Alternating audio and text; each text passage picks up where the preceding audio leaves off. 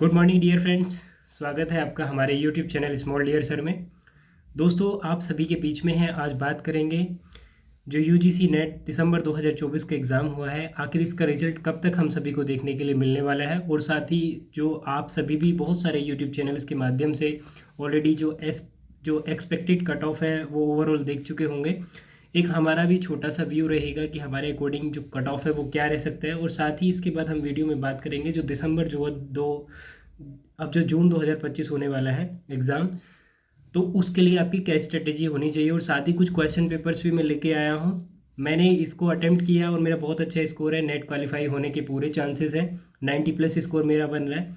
तो साथ ही मैं आप सभी को बात करूँगा किस तरीके से आप यहाँ पर कैसे देखेंगे अपने रिजल्ट को। चलिए सबसे पहले बात करते हैं कि जो आपका देखिए प्रोविजनल आंसर की आ गई थी एग्ज़ाम ख़त्म होने के बाद में, और आप लोग चेक भी कर लिए होंगे। 3 दिन का टाइम मिला था आपको चैलेंज करने के लिए क्वेश्चन का, तो ऑलरेडी सब चीज़ें कंप्लीट हो चुकी हैं। और यूजीसी अब द्वारा प्रक्रिया किया जा रहा है कि आपका रिजल्ट जल्दी से जल्दी डिक्लेयर किया जाए। तो रिजल्ट को लेकर जो भी लोग परेशान हैं, तो आपको बता दें कि आपका रिजल्ट 15 फेब तक या मैक्सिमम 20 फेब तक आपका रिजल्ट देखने के लिए मिल सकता है। ये यूजीसी की हिस्ट्री रही है मैक्सिमम टाइम्स कि आप अगर प्रोविजनल आंसर की देने के बाद 15 से 20 दिन के अंदर, मैक्सिमम 1 महीना, बहुत रेयर चांसेस में 1 महीना लेता है, अदरवाइज 15 से 20 दिन के अंदर रिजल्ट डिक्लेयर कर दिया जाता है। तो इस बार कोई आपत्ति भी नहीं है, किसी प्रकार का कोई एक मैटर भी नहीं हुआ है जो आयोग लेट करे रिजल्ट को, एनटीए।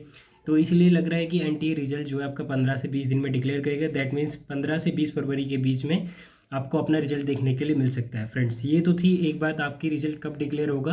बहुत सारे यूट्यूब चैनल आप लोग देख रहे होंगे, सभी लोग लगभग यही टाइम एक्सपेक्टेड जो है वो यही बता रहे हैं कि 15 से 20 फरवरी के बीच में आपका रिजल्ट देखने के लिए मिल सकता है। अब फ्रेंड्स बात करते हैं कि आपकी एक्सपेक्टेड कट ऑफ क्या रहनी चाहिए। देखिए, एग्ज़ाम आप लोग अटेम्प्ट किए, उसके बाद बाहर आए एग्ज़ाम रूम से, और फाइनली आप लोग खुद ही जज किए होंगे। एग्ज़ाम टाइम में सभी को पेपर जो है इजी लगता है, हम लोग को भी इजी लगा, आपको भी इजी लगा। मेरा पॉलिटिकल साइंस से है, मैंने जो अटेम्प्ट किया है, तो सभी को ऐसा लगता है कि ओवरऑल एग्ज़ाम इजी है। लेकिन वास्तव में जब आंसर की सामने आती है, उसके बाद जो हमारे सही हो रहे होते हैं वो भी गलत हो जाते हैं, क्योंकि एग्ज़ाम का प्रेशर और बहुत सारी चीज़ें हैं, वो वही समझ सकता है जो एग्ज़ाम रूम में अंदर क्या अटेम्प्ट कर रहा हो बच्चा। ठीक है, जो कैंडिडेट ही इसको समझ सकता है चीज़ों को। यूट्यूब वाले या माइक लेके तुरंत आपके फेस पर लगा देने वाला रिव्यू, वो सब इसमें मैटर नहीं करता है, वो एक अलग बात है।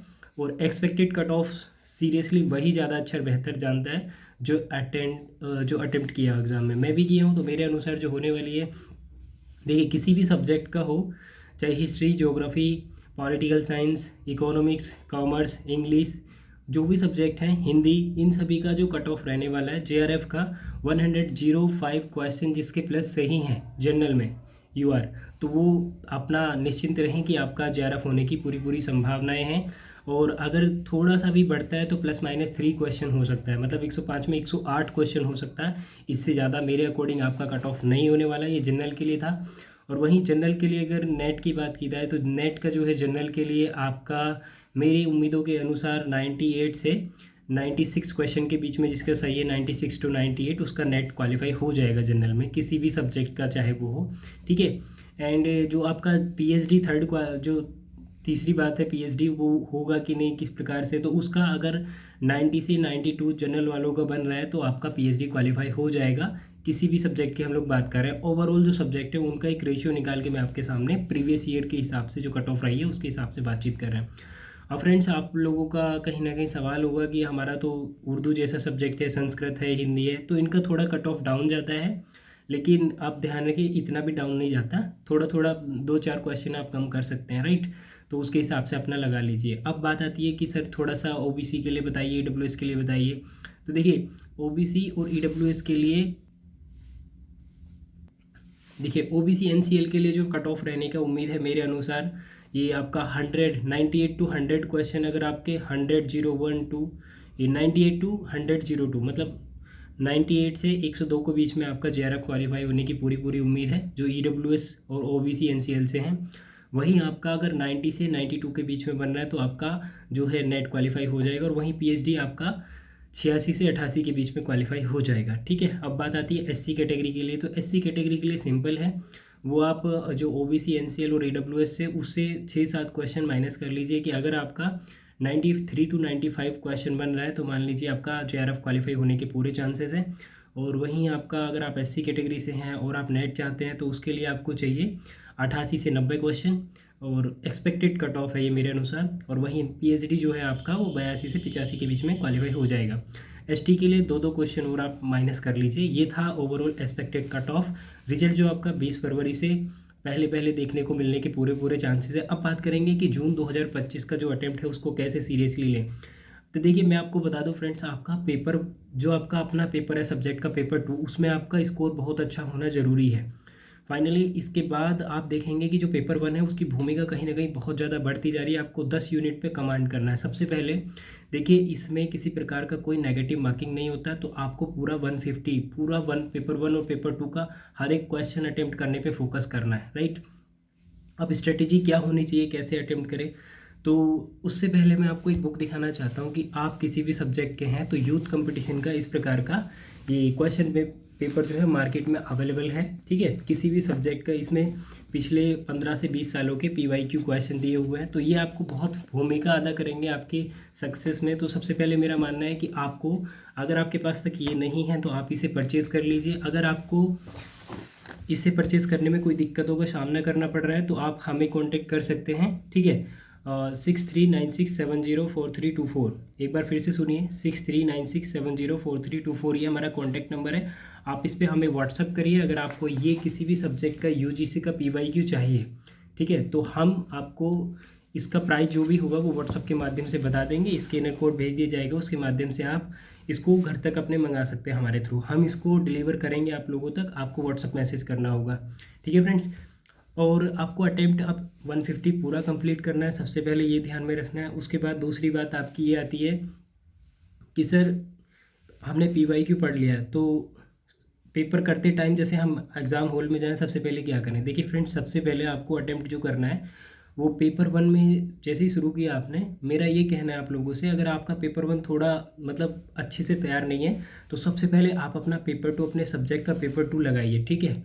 और पेपर 2 लगाने के बाद पेपर 2 में भी आप फोकस करिए कि सबसे पहले पेपर 2 में लास्ट में चले जाइए। सबकी स्ट्रेटेजी अलग अलग होती है, मेरी ये होती है पेपर को जल्दी से अपने कंट्रोल में करने, कॉन्फिडेंस ऐसे आता है कि मैं सबसे पहले जो मेरा 90 से शुरू होता है 100 तक क्वेश्चन पेपर 2 का, उसको पैसेज होते हैं दोनों, और वो दोनों सब्जेक्ट से अपने सब्जेक्ट से रिलेटेड होते हैं, और उन 10 के 10 क्वेश्चन का आंसर पैसेज के अंदर गिवन होता है, तो हमको वहाँ से सेलेक्ट करना होता है। सो सबसे पहले आप उन्हीं को अटेम्प्ट करिए, आपका कॉन्फिडेंस हाई हो जाएगा। उसके बाद आप 1 से शुरू कर दीजिए या बैक शुरू कर दीजिए, 90 के बाद 89, 88, 87 इस तरीके से, या 1 2 3 100 तक ऐसे करिए। उसके बाद पेपर 1 को करने की कोशिश करिए, और कोशिश करें कि आपका जो पेपर 2 है वो 2 घंटे से पहले ही आपका कंप्लीट हो जाना चाहिए, क्योंकि थ्योरिकल पोर्शन होगा तो मेरा मानना है कि आप इजीली पूरा कर लेंगे 2 घंटे से पहले, क्योंकि 3 घंटे का आपके पास टाइम है। तो 2 घंटे से पहले मान लीजिए आपने 1 घंटा 35-40 मिनट में उसको कंप्लीट कर लिया, अब आपके पास बचता है 1 घंटा 20 मिनट,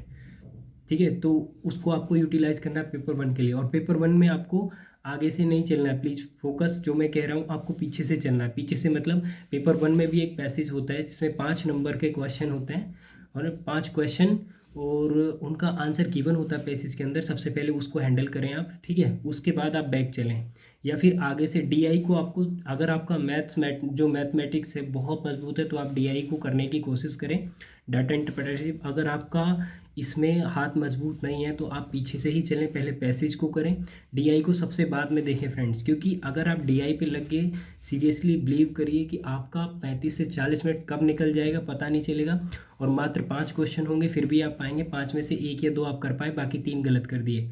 अगर आपका मैथमेटिक्स में थोड़ा कमज़ोर है हिसाब तो आप मत करिए, DI को स्किप करिए, 50 क्वेश्चन को पीछे से करना शुरू करिए, ठीक है। और मैक्सिमम पेपर 1 में यही होता है कि सबसे लास्ट में उसने पैसेज दिया होता है, 45 से 50 क्वेश्चन जो होते हैं वो पैसेज के होते हैं। इजीली कोई भी उनको आप 100% उनका आंसर निकाल लेंगे, तो इसलिए आप पीछे से करिए 50, 49, 48, 47, 46, 45, उसके बाद बैक टू बैक चलते जाइए। और जब आएगा ना 5 4 3 2 1, ये होगा आपका DI का क्वेश्चन, तो इसमें आपके पास मुझे लगता है ना 25 से 30 मिनट तब भी बच जाएंगे DI करने के लिए। और अगर आप स्टार्टिंग में ही लग गए तो अपना टाइम वेस्ट करेंगे, कॉन्फिडेंस बिल्कुल नहीं रहेगा, पेपर 2 आपके बिगड़ने के बहुत ज़्यादा चांसेस होंगे, ठीक है। ये सब रखना है आपको बातें ध्यान, जो हमने आपसे बातचीत की है। तो जून के लिए आप प्रिपेयर करना शुरू कर दिए अपने आप को। अगर आपका इतने से स्कोर कम बन रहा है जो मैंने बताया है, या बॉर्डर पे हैं, तो आप मान करके चलिए, ठीक है।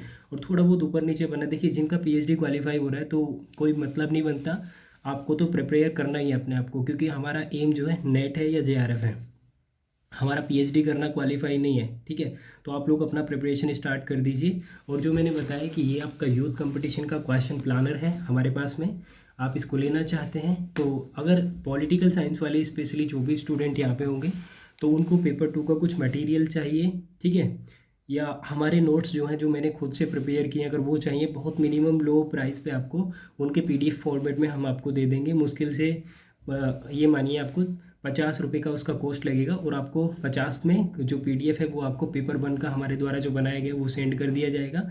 उसमें मैंने खुद एनालिसिस किया है पिछले 20-25 सालों के क्वेश्चन, और उसके अनुसार निकाला है। तो मेरे पेपर 1 में मैं 35-30 तक क्वेश्चन ईजीली कर लेता हूँ, और यहीं पर आपको ये मेरिट डिसाइड करेगा। पेपर 1 जो होता है, पेपर 2 तो सबका ऑलमोस्ट एवरेज होता है, पेपर 1 मेरिट डिसाइड करता है कि आप जेआरएफ क्वालिफाई कर पाएंगे या नेट कर पाएंगे।